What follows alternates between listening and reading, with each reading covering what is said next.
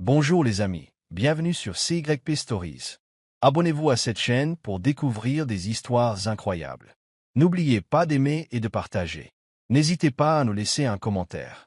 La suite luxueuse aux Seychelles offrait tout, vue sur l'océan, drap de soie blanche, pétales de rose éparpillés comme des confettis sur le lit, mais le silence entre Obena et Edora était assourdissant. Elles revenaient tout juste de ce qui aurait dû être les vacances les plus romantiques de leur vie. Au lieu de cela, on aurait dit deux inconnus partageant un taxi en silence. La nuit précédente s'était terminée comme la plupart de leurs voyages.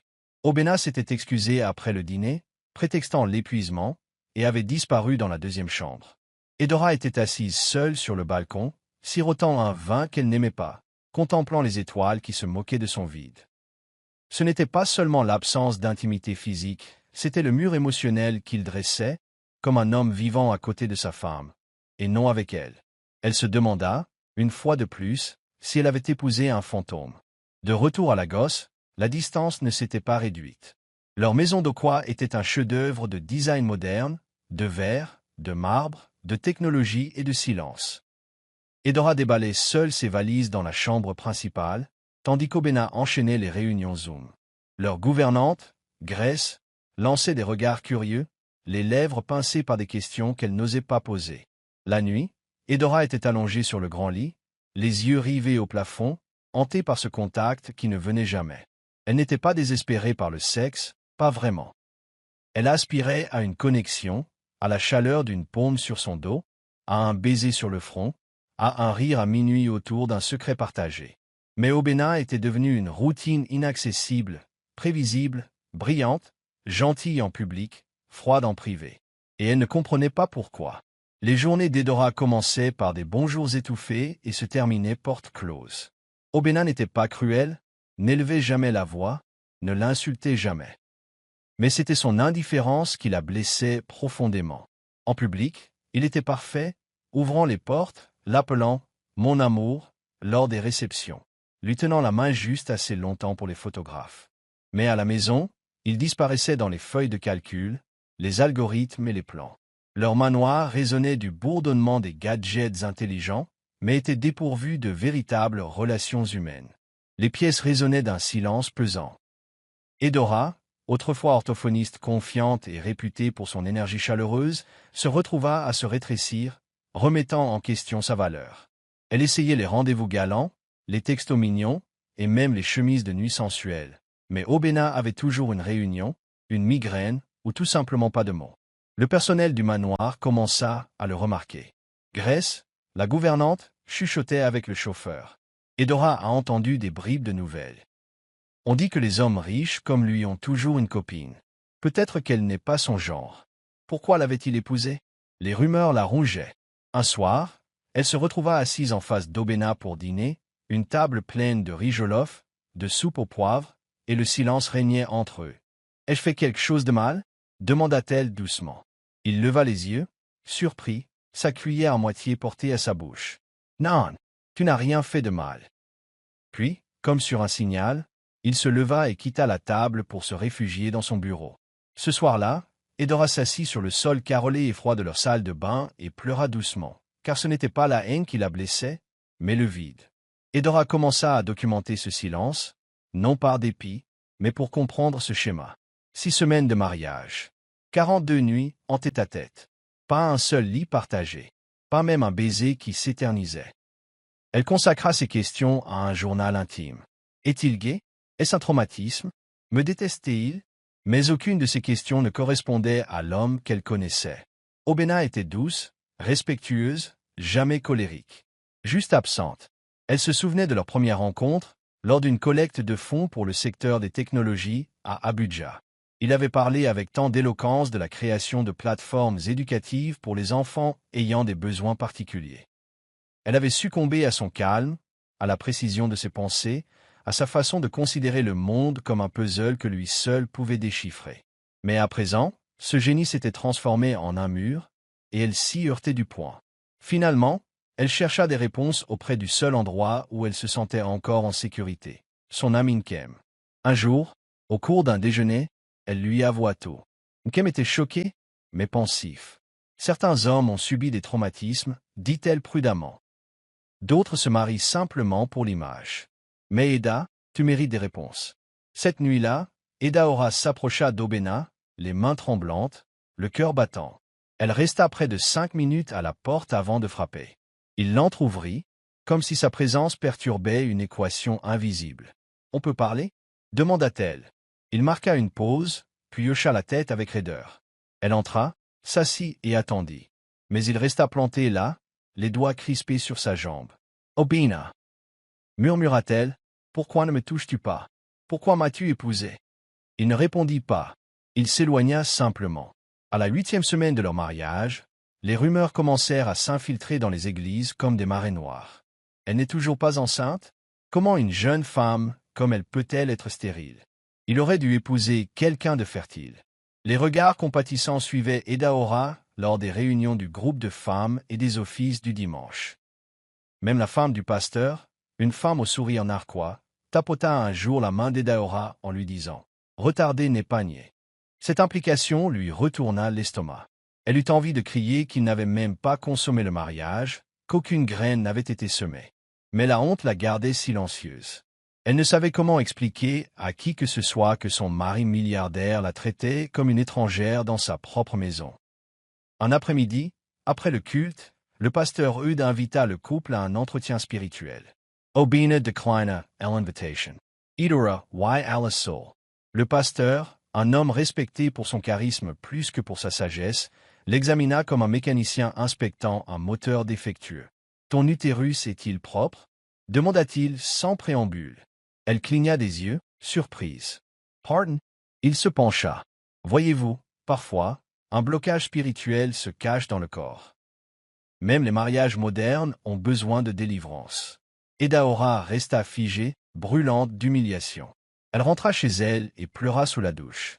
Ce soir-là, elle raconta tout à Obéna. Il l'écouta en silence, l'air impassible, puis demanda « Veux-tu que je vienne avec toi la prochaine fois ?» Edaora secoua la tête. Ce qu'elle désirait, ce n'était pas sa présence devant un pasteur. Elle voulait sa vérité. C'est Mama Kalou qui a ajouté du sel à la plaie qui guérissait lentement. Elle arriva sans prévenir avec des sacs d'igname, d'aiguilles et de jugement. Elle insista pour ne rester que quelques jours, mais Edaora savait qu'il n'en était rien. Le deuxième soir, Mama Kalou la coinça dans la cuisine, les bras croisés. « Yekonaishobana. C'est un homme compliqué, commença-t-elle, d'un ton à mi-chemin entre la fierté et le mépris. Mais les hommes ont besoin d'être encouragés. Submission, Edaora. C'est comme ça qu'on obtient des résultats. » Edaora essaya d'expliquer que la soumission n'était pas le problème, qu'ils n'avaient même pas partagé le même lit. Mais Mama Kalou ricana, les yeux plissés. « Peut-être que tu ne fais pas ta part.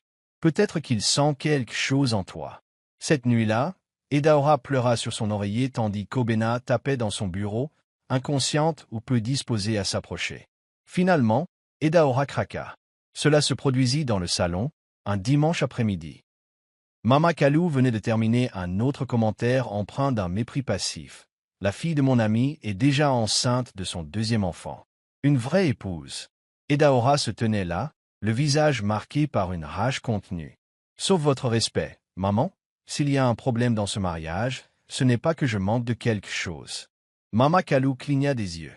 Obéna entra en plein milieu de la scène et se figea. « Obéna, dis-lui. » dit Edaora d'une voix brisée. « Dis-lui qu'on n'a même pas couché ensemble. Dis-lui pourquoi. » Obéna regarda tour à tour sa mère et sa femme, acculé comme un enfant. Sa bouche s'ouvrit légèrement, puis se referma. Il se retourna et s'éloigna. C'est alors qu'Edaora comprit que ce qui était brisé n'était pas seulement dû à la honte.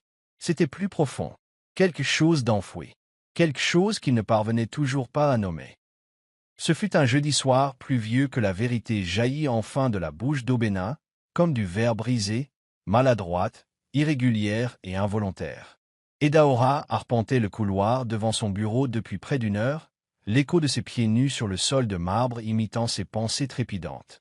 Elle ne cherchait pas la bagarre, elle voulait juste quelque chose, de la clarté, peut-être. Elle entra dans son bureau doucement, sa voix encore plus basse. « Obéna, s'il te plaît, parle-moi. Pourquoi ne me touches-tu pas ?» Son regard scruta le sien, mais il la dépassa, les doigts tremblants sur le bord de son bureau. Il parla sans la regarder, comme s'il se disait ces mots à lui-même, car je suis autiste. Le silence qui suivit ne fut pas paisible, il fut stupéfait, suspendu dans l'incrédulité. Edaora cligna des yeux, incertaine d'avoir bien entendu. « Tu crois ?» murmura-t-elle. Il se retourna enfin, l'air indéchiffrable. « J'ai été diagnostiqué à 12 ans. Autisme de haut niveau. Ma mère m'a obligé à le cacher. Mon père détestait ça. Et moi, j'ai passé la majeure partie de ma vie à me faire passer pour quelqu'un d'autre. » Edaora ne savait pas comment réagir. Une centaine de choses lui traversèrent l'esprit.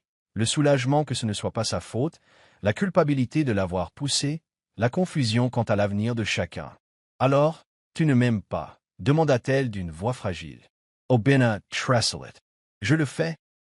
Je le fais, Edaora, profondément. Mais je ne peux pas risquer de te donner un enfant comme moi. » Sa voix se brisa, et pour la première fois, elle vit la peur dans ses yeux, non pas la peur de la confrontation, mais la peur de l'héritage, de reproduire une douleur qu'il n'avait pas encore nommée. « Je ne souhaiterais ce cerveau à aucun enfant, dit-il. La surstimulation, la déconnexion, la honte. Je ne veux pas voir mon enfant et une autre version de moi-même, aux prises avec les mêmes difficultés. » Edaora resta silencieuse, observant un homme qu'elle croyait connaître devenir un inconnu, puis quelque chose d'autre, quelque chose de plus humain qu'elle n'en avait jamais vu auparavant. Et même si la douleur persistait, la clarté avait enfin percé le silence.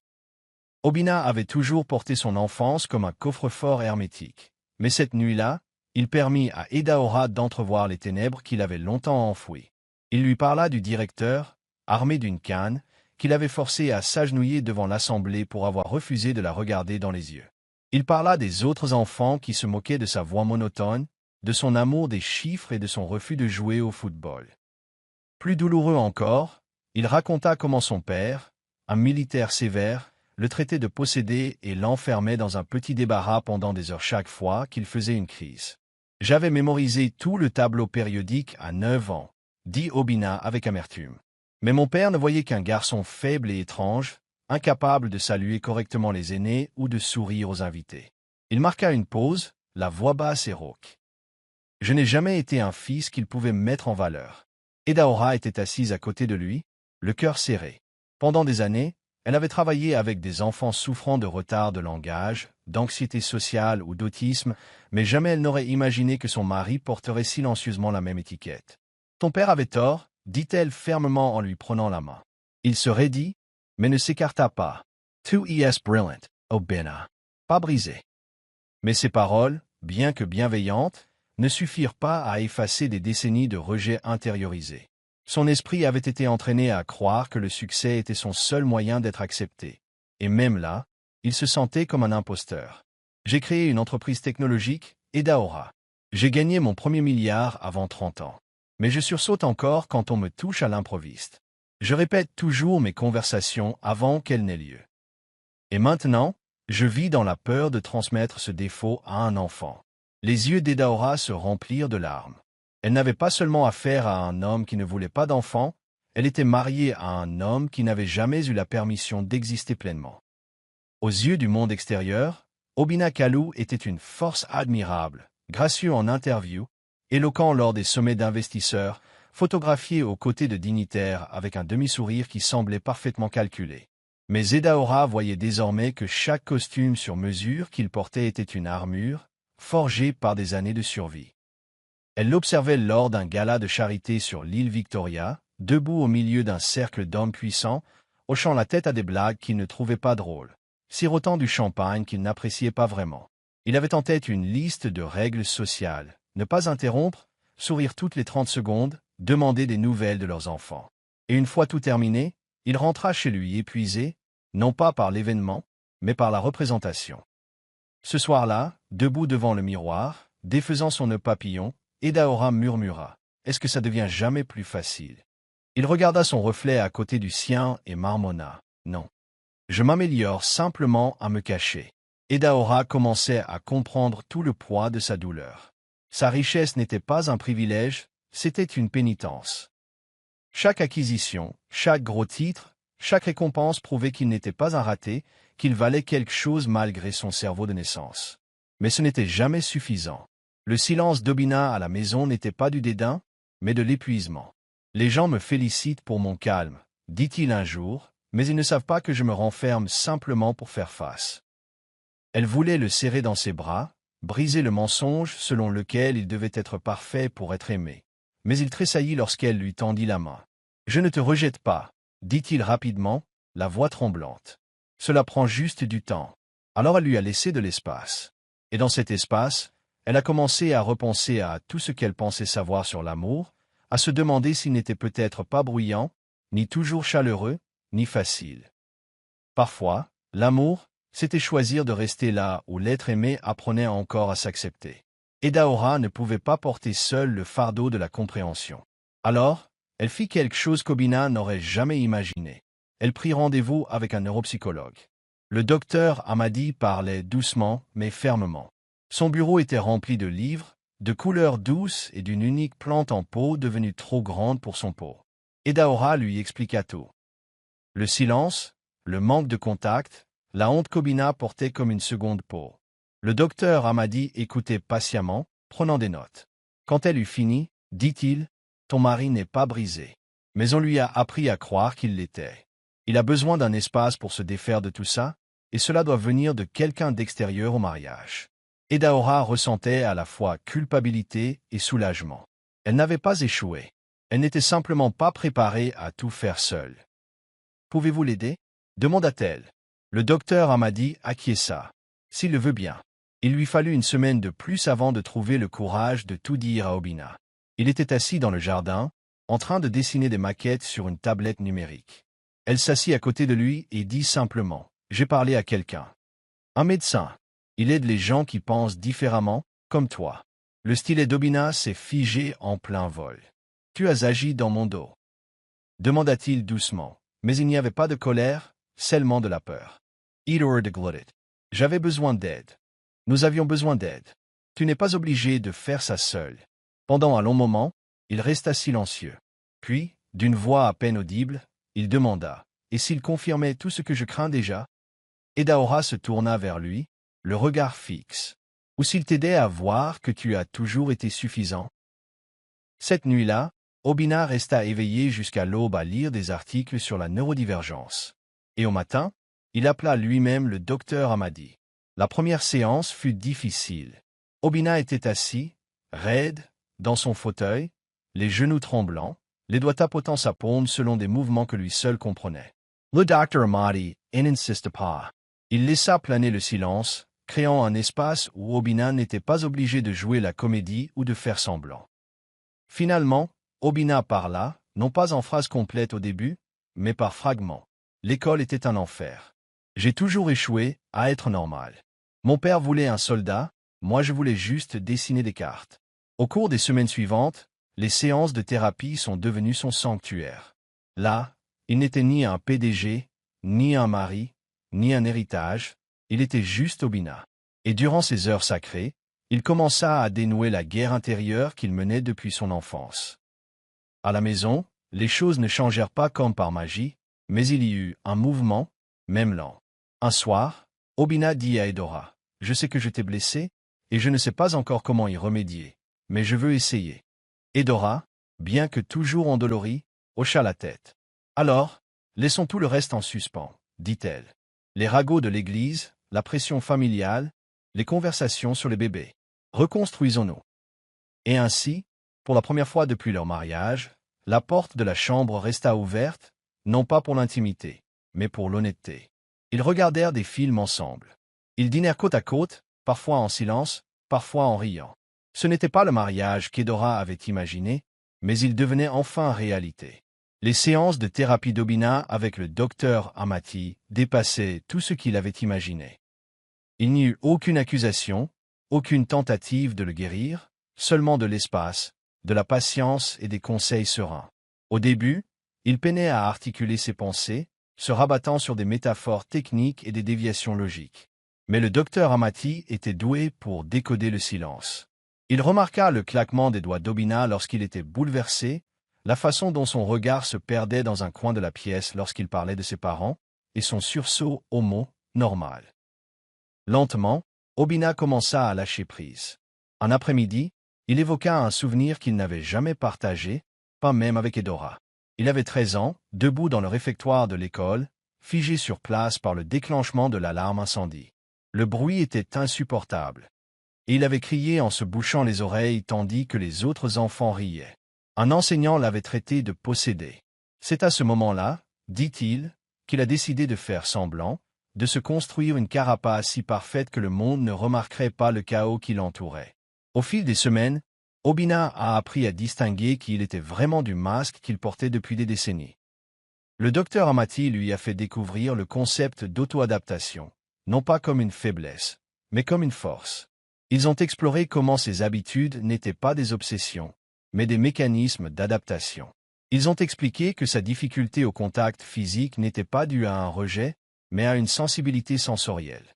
Pour la première fois, Obina a commencé à comprendre que son cerveau n'avait pas besoin d'être guéri, mais qu'il avait besoin d'être honoré. À la maison, Edora remarqua de subtils changements. Obina n'évitait plus le contact visuel pendant les conversations. Il posait des questions, même personnelles.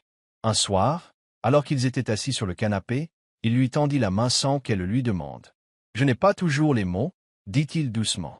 Mais j'essaie aussi de parler par des actes. » Edora ne répondit pas non plus. Elle posa simplement sa tête sur son épaule et laissa le silence parler. Lorsque Tinde les invita à dîner, Edora hésita, mais Obina accepta sans trop de résistance. « Il est temps que j'arrête de me cacher, » dit-il en ajustant le col de son cafetan gris anthracite. Le dîner eut lieu dans un élégant restaurant sur le toit de Lucky, surplombant le lagon. Tinde, toujours aussi charismatique, les accueillit avec un large sourire et 2 verres de vin. Sa femme, Amaka, les rejoignit peu après, et pendant un moment, la soirée se déroula sans accroc. Obina était discret mais présent, répondant avec précision aux questions sur le travail et les tendances technologiques. Mais au milieu du dîner, Tinde lança une pique subtile, enrobée d'une plaisanterie. Obina a toujours 5 coups d'avance, c'est peut-être pour ça qu'il a oublié la première étape, comme faire des enfants. Il rit, s'attendant à ce que d'autres le rejoignent. Le silence retomba à la table. Le visage d'Edora se raidit, sa prise sur sa fourchette se resserrant. Avant qu'Obina ne puisse se replier sur elle-même, Edora intervint, d'une voix calme mais tranchante. Certains hommes font du bruit, d'autres construisent un héritage. J'ai épousé ces derniers. Ces mots coupèrent court à l'attention. Le sourire narquois de Tinde s'évanouit. Obina la regarda, surprise, non seulement par sa défense, mais aussi par la fierté dans sa voix. Après le dîner, alors qu'ils rentraient chez eux en silence, Obina prit enfin la parole. « Tu n'étais pas obligé de dire ça, » dit-il doucement. « Mais merci de l'avoir fait. » Edora se tourna vers lui d'un ton doux. « Tu n'es pas une blague, Obina, et je ne laisserai personne te réduire à ça. » Pour la première fois depuis leur mariage, Obina réalisa que son amour pour lui n'était pas dû à la pitié, mais à un choix délibéré et courageux. Et quelque chose en lui changea.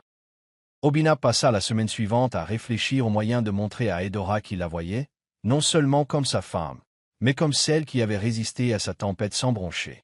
Le contact physique le tendait encore, mais il commença par autre chose, une présence intentionnelle.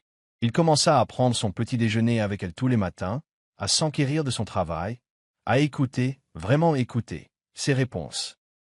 Il apprit qu'elle aimait la poésie, détestait les embouteillages et qu'elle souhaitait secrètement ouvrir un centre pour enfants handicapés.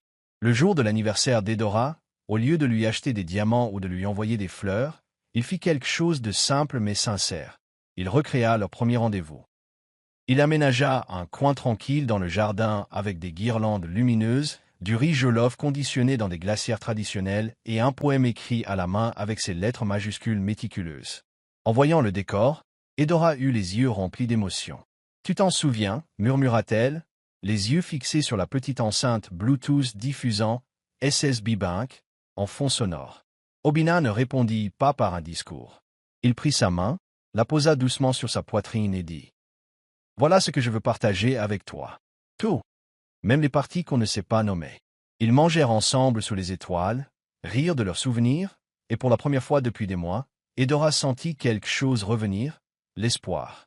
Plus tard dans la soirée, Obina ne se retira pas dans son bureau. Il restait à ses côtés dans son lit, éveillé pendant des heures, à l'écouter respirer. Il n'avait pas besoin de mots pour lui dire qu'il l'aimait. Sa présence lui suffisait. Un soir, Alors qu'elle cherchait une clé USB dans le tiroir de la bibliothèque, Edora tomba sur un journal relié en cuir marron, caché sous une pile de vieux dossiers. Il était poussiéreux, le dos craquelé, les pages jaunies sur les bords. Elle savait que c'était celui d'Obina, son écriture soignée et mathématique s'étalant sur les pages comme un esprit qui se défait en secret. Les premières entrées étaient anodines, des notes de codage, des rappels. Mais plus profondément dans le journal, elle découvrit que la douleur était clairement exprimée. Aujourd'hui, j'ai menti à l'église. Ils m'ont demandé comment j'allais, et j'ai répondu que ça allait. Ce n'était pas le cas. Une autre lecture, je ne pense pas que je serais un jour père. Et si je les gâchais? Et s'ils me détestaient parce que j'étais différent? Edora lut chaque mot lentement, les larmes coulant sur le papier. Plus tard dans la soirée, elle tendit le journal à Obina sans un mot. Il baissa les yeux, visiblement secoué. « Tu n'étais pas censé lire ça ?» murmura-t-il. « C'est moi, sans filtre. » Edora ne s'excusa pas. Au lieu de cela, elle lui serra doucement le visage. « Tu n'as pas besoin de filtrer avec moi. » Il cligna des yeux, ne sachant pas quoi dire. « Tu as écrit que tu ruinerais ton enfant, » dit-elle d'une voix tremblante. « Mais j'ai vu comme tu prends soin de moi. Comme tu aimes, même en silence. Tu ne gâcherais pas un enfant, Obina. Tu l'élèverais avec une empathie que le monde ne peut enseigner. » Pendant un long moment, ils restèrent assis en silence, la main de Obina posée sur la sienne, le journal entre eux comme un pont au-dessus d'années de doute. Cette nuit-là, Obina s'endormit à nouveau à ses côtés, sa main posée sur la sienne, leurs doigts enfin emmêlés. Lors de sa visite suivante chez le docteur Amati, elle ne parla pas d'Obina, mais d'elle-même. Elle s'assit sur le divan du thérapeute, les mains jointes sur ses genoux. « Je veux avoir un enfant, » dit-elle d'une voix ferme mais vulnérable. « Mais je ne sais pas si c'est égoïste. » Le docteur Amati écoutait attentivement. « Pourquoi penses-tu que c'est égoïste ?» demanda-t-il. Edora hésita. « Parce que ça pourrait rouvrir des blessures qu'il commence à peine à guérir. Parce qu'il a peur. Mais j'ai peur aussi. J'ai 30 ans. Je voulais être mère depuis l'âge de 15 ans. Et maintenant, chaque fois que je rêve d'un enfant, je me réveille avec un sentiment de culpabilité. » Le docteur Amati acquiesça. Vouloir un enfant n'est pas égoïste. Mais le vouloir sans comprendre ce que cela vous coûtera à tous les deux, c'est là que la conversation commence. Ils ont discuté d'adoption, de tests génétiques prénataux, et surtout, de ce qu'est véritablement l'amour inconditionnel dans une famille différente. Ce soir-là, Edora aborda le sujet avec douceur.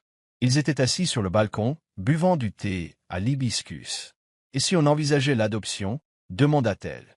Obina se retourna lentement, incertaine de la réponse à donner. « Ou un conseil génétique ?» ajouta-t-elle. « Il existe des options. Nous n'avons pas besoin de prendre une décision maintenant. Mais je veux que nous entamions la conversation. » Obina regarda l'horizon plongé dans l'obscurité. « Je n'ai pas peur de la paternité, » dit-il finalement. « J'ai peur de la douleur qui revient. » Edora lui toucha la main. « Alors élevons un enfant sans honte. Avec des outils que vous n'avez jamais eus. Avec douceur. » Obina ne dit pas oui, mais il ne dit pas non non plus.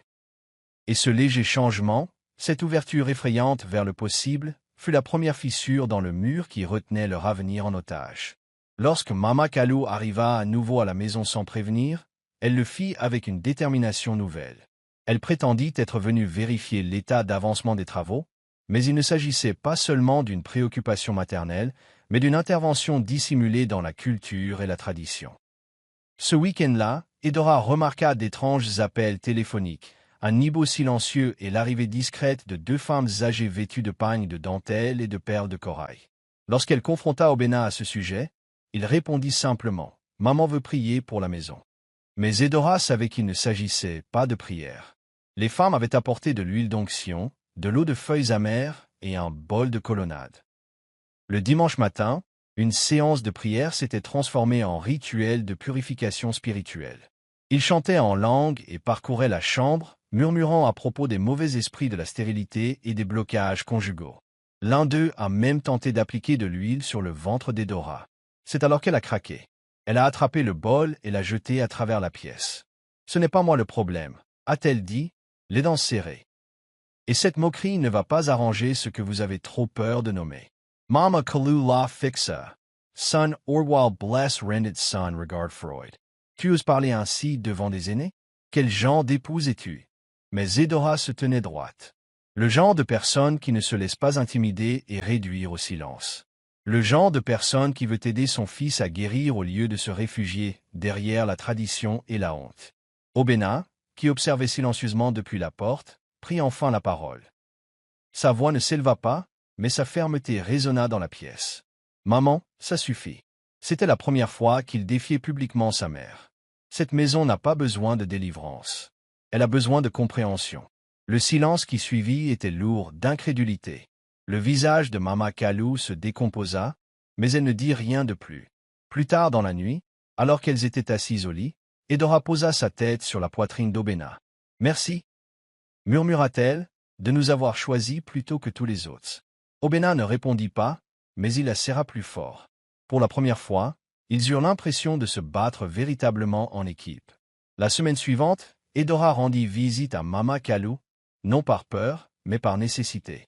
Elle la retrouva à sa résidence d'Aqua, où la vieille dame était assise, un éventail de perles à la main, avec la grâce guindée de quelqu'un qui croyait encore à la préservation des apparences à tout prix.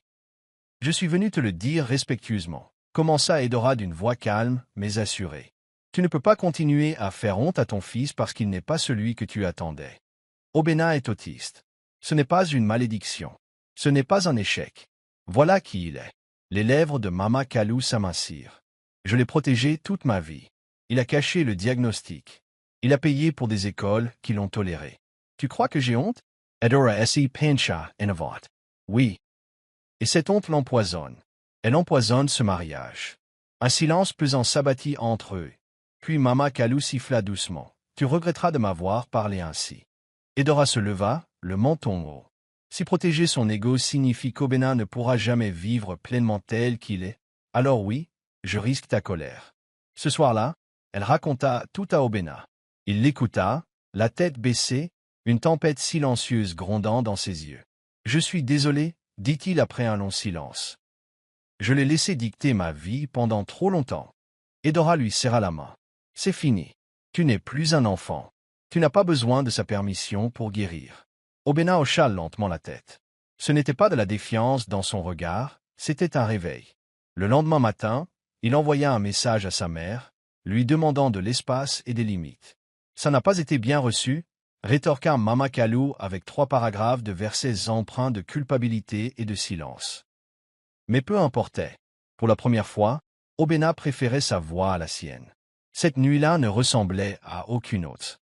Edora venait de sortir de la douche, enveloppée dans une serviette, lorsqu'elle trouva Obéna assise au bord de leur lit, les yeux fixés sur la photo d'eux prise le jour de leur mariage.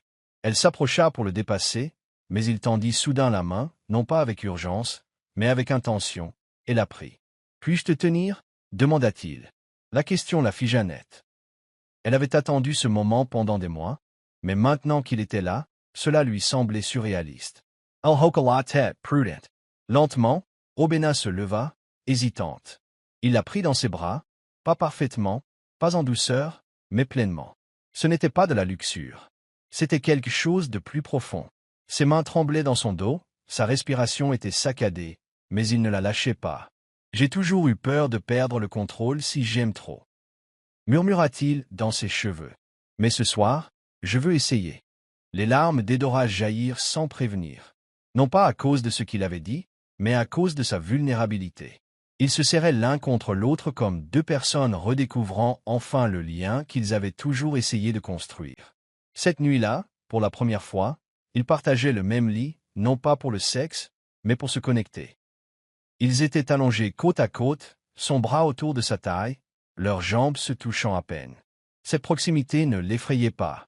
Au contraire, elle le calmait. Au matin, Edora se réveilla et trouva Obéna toujours à ses côtés, l'observant avec douceur. « Tu n'es pas seulement patiente, » murmura-t-il. « Tu es courageuse. Et je veux être courageuse avec toi. » Dans cette douce lumière matinale, ils recommencèrent, non pas comme mari et femme définis par des vœux ou des attentes, mais comme 2 êtres humains se rencontrant avec honnêteté et détermination. Obéna entra en thérapie cette semaine-là avec une nouvelle aura, pas tout à fait de confiance, mais une douceur, une ouverture d'esprit qu'il n'avait jamais eue auparavant. Le docteur Amadi le remarqua immédiatement. « Tu as l'air plus légère » remarqua-t-il. Obina surit faiblement. Je crois que j'ai enfin compris quelque chose, dit-il. Toute ma vie, j'ai cru devoir devenir quelqu'un d'autre pour être aimé. Mais Edora, elle, refuse le masque. Elle me désire. Ils passèrent la séance suivante à décortiquer cette révélation. Le docteur Amadi le guida à travers des exercices d'introspection, l'aidant à faire la distinction entre honte héréditaire et identité intrinsèque. Ils ont discuté de la neurodivergence non pas comme d'une limitation, mais comme d'une perspective qui le rendait extraordinairement doué à certains égards, particulièrement exigeant à d'autres, mais qui ne le rendait pas moins digne de joie.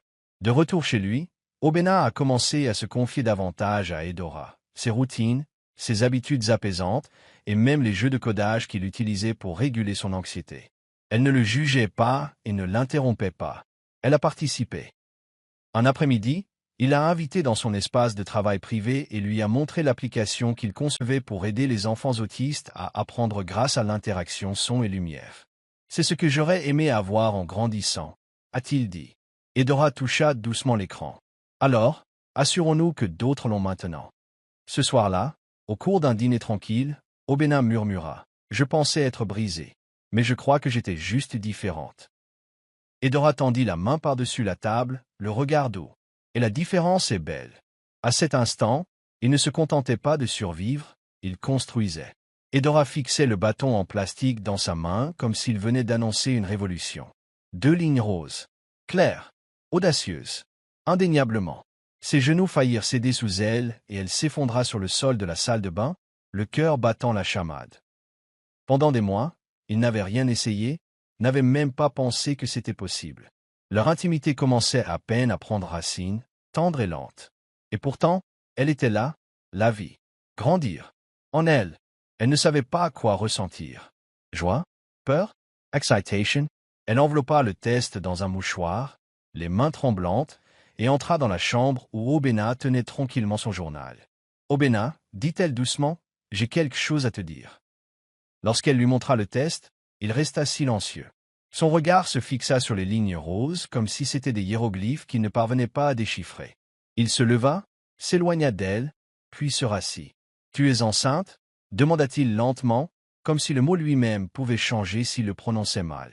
Edora hocha la tête, incertain de la suite.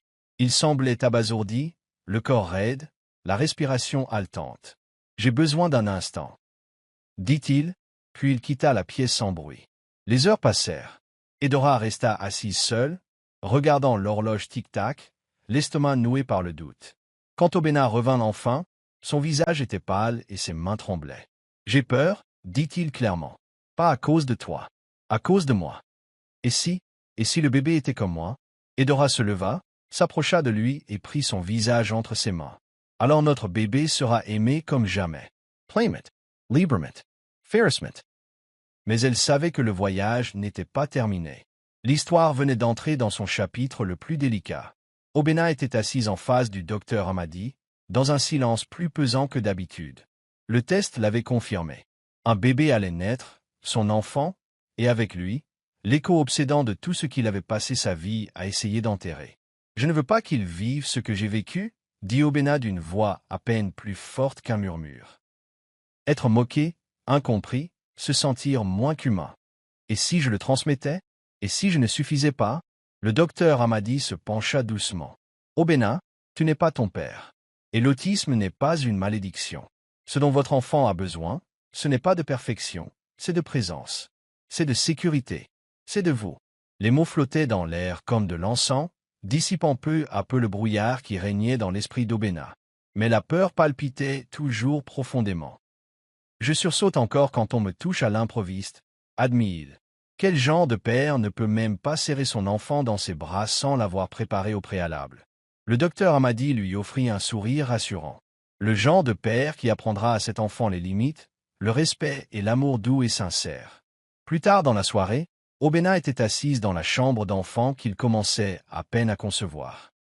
Les murs couleur crème semblaient surréalistes, vides maintenant, mais bientôt remplis de rires, de pleurs, de jouets et de vie.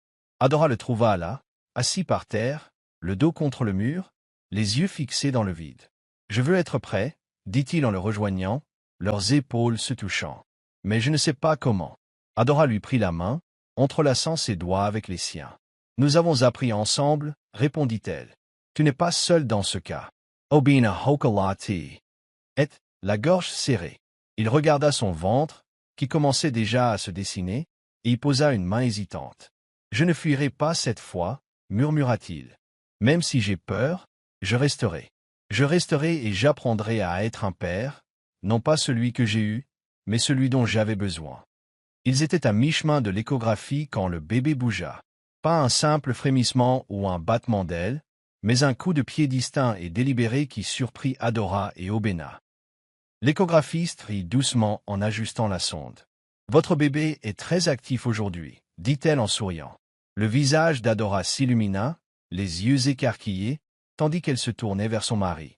Obena, habituellement si calme en public, fixait l'écran, les lèvres tremblantes. L'écran montrait le contour d'un petit pied tendu contre la paroi de l'utérus, pressant vers l'avant comme s'il voulait dire « Je suis là.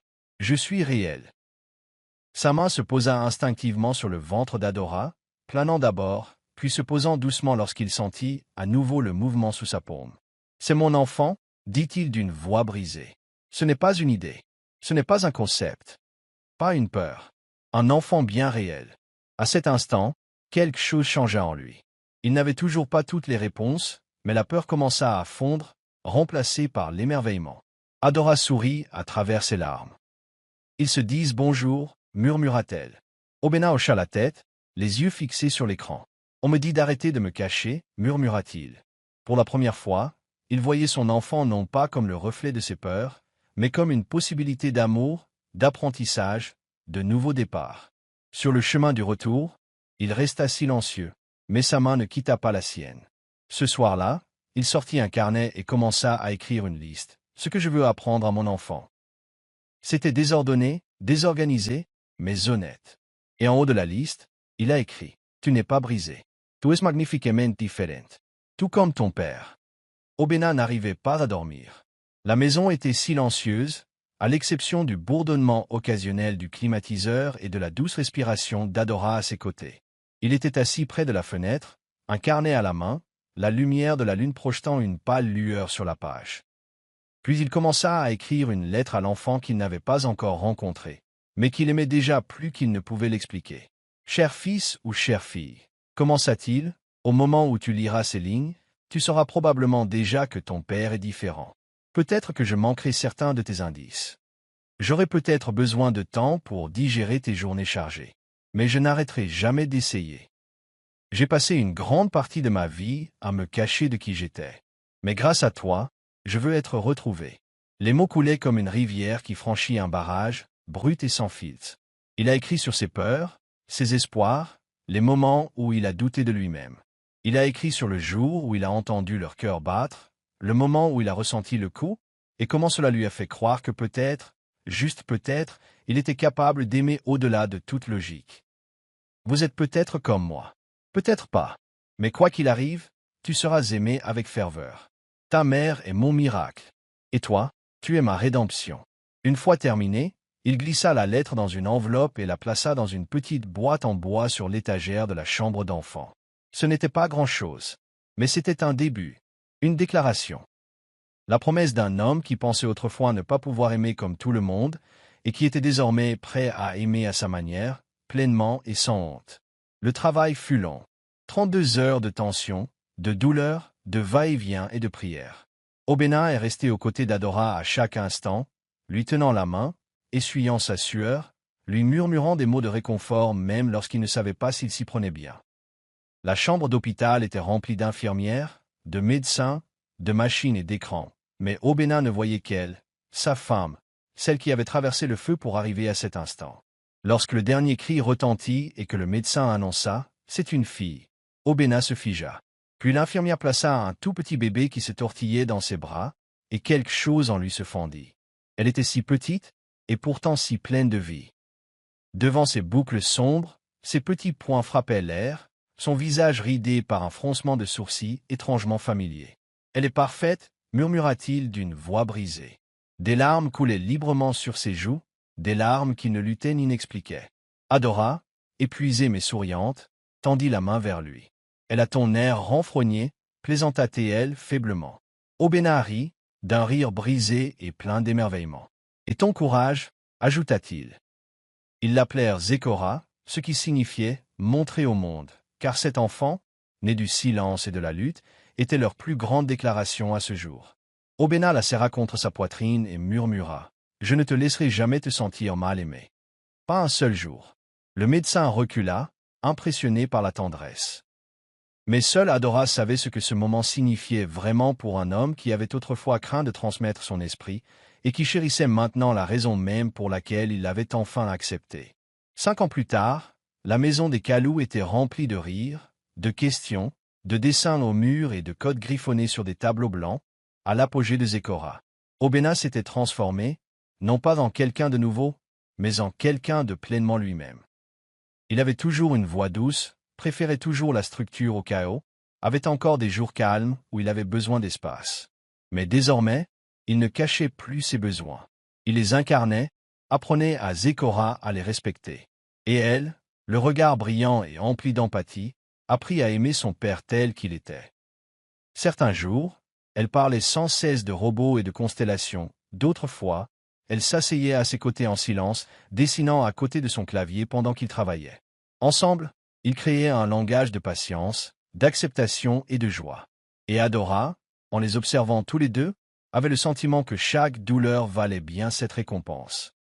À l'école, Zécora s'épanouissait, non pas parce qu'elle s'intégrait à tous les modèles, mais parce qu'on lui avait appris qu'elle n'était pas obligée de le faire. Obéna donnait des conférences aux élèves sur la neurodiversité et les technologies, utilisant son histoire pour remodeler les récits. Il a lancé une fondation pour les enfants autistes et leurs familles, qui privilégiait la dignité et l'inclusion. Et chaque soir, avant de se coucher, Zécora demandait la même histoire, celle où papa avait peur mais devenait courageux.